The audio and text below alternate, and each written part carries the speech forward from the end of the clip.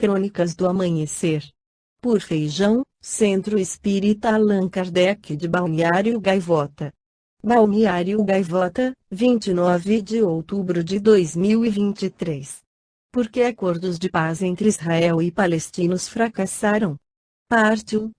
Em 13 de setembro de 1993, o primeiro-ministro de Israel, Yitzhak Rabin, e o líder palestino, Yasser Arafat, selaram um acordo pela paz no Oriente Médio com um inédito aperto de mão sob o olhar e a mediação do presidente dos Estados Unidos, Bill Clinton, no pátio da Casa Branca, em Washington, USA. Esperava-se o fim do conflito de quase um século de duração. Os acordos de Oslo, como ficaram conhecidos, completaram 30 anos sem concretizar a paz prometida. Hoje, a região está mergulhada numa guerra que chega ao 14º dia e já matou mais de 3.700 pessoas. Desde 1948, ano da criação do Estado de Israel, foram várias as tentativas de se chegar a um acordo de paz com os palestinos, mas nenhuma delas conseguiu produzir uma solução duradoura. Quais são os principais obstáculos para a paz? Assentamentos israelenses na Cisjordânia, segundo Guilherme Casarões, professor da Fundação Getúlio Vargas e doutor e mestre em ciência política, cerca de 650 mil judeus vivem hoje em assentamentos na região da Cisjordânia, áreas que ele define como complexos habitacionais bem estruturados. Mesmo que algum acordo seja celebrado, como o governo de Israel consegue convencer essas pessoas a abandonar suas casas? Ao mesmo tempo, elas não querem fazer parte de um território palestino, de um eventual Estado palestino. Como você resolve essa equação? Questiona. Status de Jerusalém. Há 7 décadas, a cidade é disputada por Israel e Palestina como capital de seus respectivos estados. Para a comunidade internacional, a área deveria ser partilhada entre israelenses, porção ocidental, e palestinos, porção oriental, enquanto Israel diz que a cidade toda, unificada, é sua.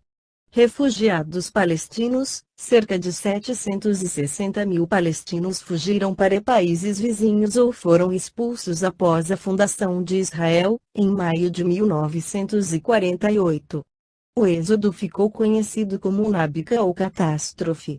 Desde então, os refugiados ainda vivos e seus descendentes reivindicam o direito ao retorno, algo que Israel rejeita. Atualmente, a ONU estima em 5,9 milhões o número de refugiados palestinos, distribuídos entre Cisjordânia ocupada por Israel desde 1967, faixa de Gaza, Jordânia, Líbano e Síria.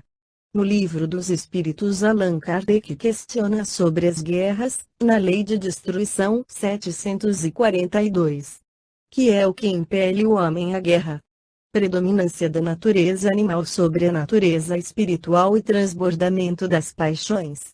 No estado de barbaria, os povos um só direito conhecem, o do mais forte. Por isso é que, para tais povos, o de guerra é um estado normal.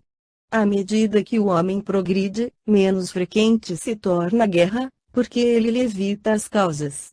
E, quando se torna necessária, sabe fazê-la com humanidade. 743. Da face da terra, algum dia, a guerra desaparecerá. Sim, quando os homens compreenderem a justiça e praticarem a lei de Deus. Nessa época, todos os povos serão irmãos. 744. Que objetivou a providência, tornando necessária a guerra. A liberdade e o progresso. Se a guerra deve ter por efeito o advento da liberdade, como pode frequentemente ter por objetivo e resultado a subjugação? Subjugação temporária, para pressionar os povos, a fim de fazê-los progredir mais depressa. 745.